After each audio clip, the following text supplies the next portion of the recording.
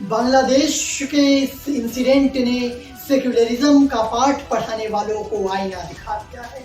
वो आईना जिसको लोग देखना भी अब पसंद नहीं कर रहे।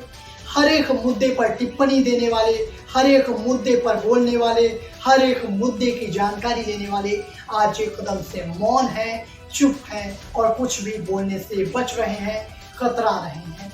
ऐसे में एक चीज तो साफ हो गई कि सेक्युलरिज्म नाम का शब्द कुछ होता ही नहीं, क्योंकि सेक्युलरिज्म एक तरफ से सिर्फ एक पक्ष के लोगों के लिए शायद नहीं होता, जहां तक मेरी जानकारी है। आज हम इसी पर बात करेंगे। बांग्लादेश में फंसे हिंदू की बात करेंगे। बांग्लादेश में जिस तरह से पूरा वाकया हो रहा है, पूरा इंसिडेंट हो रहा है, आज हम उस पर बात करेंगे।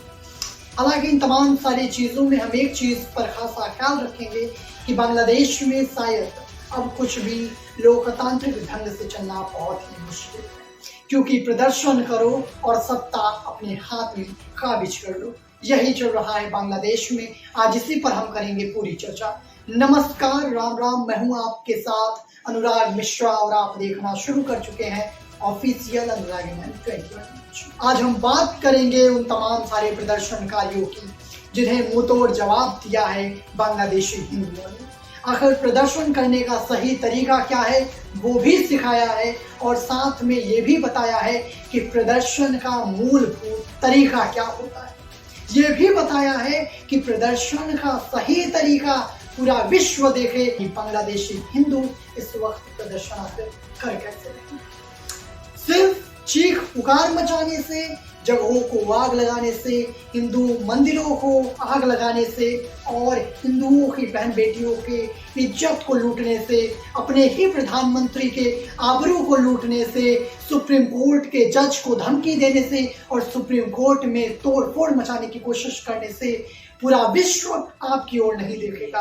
अगर आप सही तरीके से भी प्रदर्शन करते हैं तो पूरा विश्व आपको सुनेगा और आपकी बातों पे ज्यादा गौर करेगा।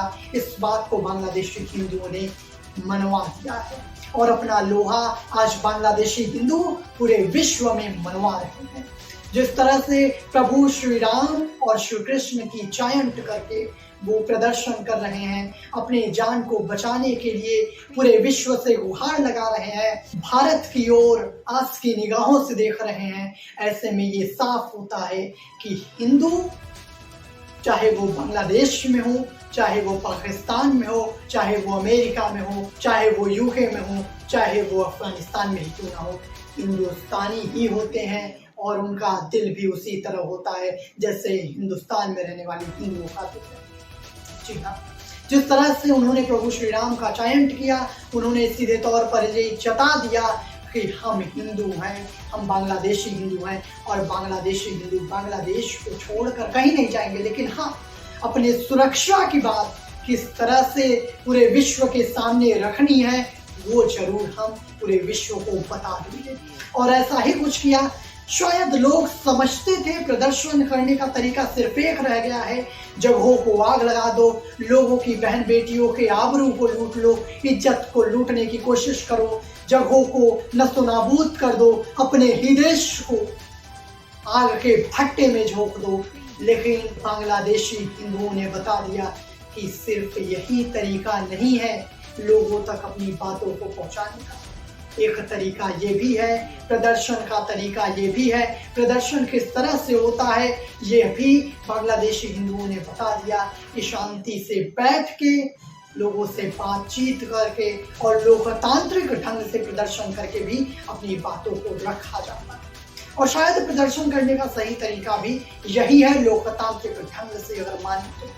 अगर तमाम सारे दूसरे कानूनों को देख के हम सिर्फ उस पर ना जाए, अगर इसी तरह से हर किसी को आवाज उठाना हो तो शायद प्रशासन की, लोकतांत्रिक व्यवस्था की और जहां बांग्लादेशी प्रदर्शनकारियों ने चढ़ने की कोशिश की, यानी सुप्रीम कोर्ट की आवश्यकता ही क्यों होती। प्रधानमंत्री से लेकर चीफ जस्टिस तक बांग्लादेश के तमाम सारे लोगों ने इस्तीफा दे दिया और अब बांग्लादेश को इनडायरेक्टली अगर कहा जाए तो अगर संभालने का कोई काम कर रहा है तो वो बांग्लादेश की सेना है। और ऐसे में बांग्लादेश की पूर्व पीएम ने अमेरिका पर निशाना साधते हुए कहा कि अगर मैं अपने जगह को दे देती तो शायद आज अमेरिका मेरे साथ यानी शेख हसीना के साथ होता और उनकी गद्दी यूं इस तरह से नहीं जाती और उनके देश में इस तरह का दंगा नहीं होता, क्योंकि उन्होंने आवाज उठाया, अपने देश के हित को समझा, अपने देश को बचाने की कोशिश की, इसलिए उन्हें इस्तीफा देना पड़ा। अपने ही देश में इस तरह से अपने आबरू को लूटने देना हुआ और अपने देश को छोड़ के भागना पड़ा।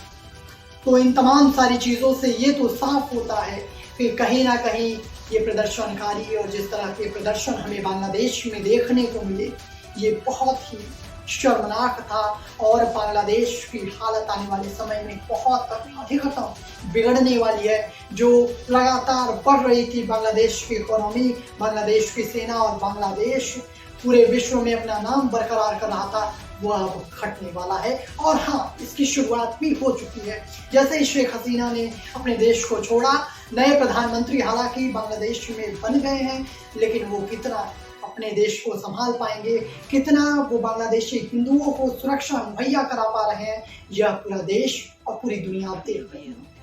सेक्युलरिज्म की बात करने वाले आज चुप हैं, आज कुछ भी बोलने पर मौन है, और ये क्यों नहीं बोल रहे इसका भी पता आपको होगा, क्योंकि अगर इनकी माने तो सेक्युलरिज्म शब्द सिर्फ इनकी डिक्शनरी में है। सेक्युलरिज्म का मतलब सिर्फ ये समझा सकते हैं, सेक्युलरिज्म जो हम और आप समझते हैं, असली सेक्युलरिज्म इनके हिसाब से वो नहीं। जो कुछ बांग्लादेश में हो रहा है हिंदुओं के साथ, बांग्लादेशी हिंदू तड़प रहे हैं, भागने को मजबूर है, हिंदुओं की आस्था के साथ खिलवाड़ किया जा रहा है, तमाम सारे मंदिरों को तोड़ा जा रहा है और उन जगहों को नस्तनाबूद करने की कोशिश की जा रही है।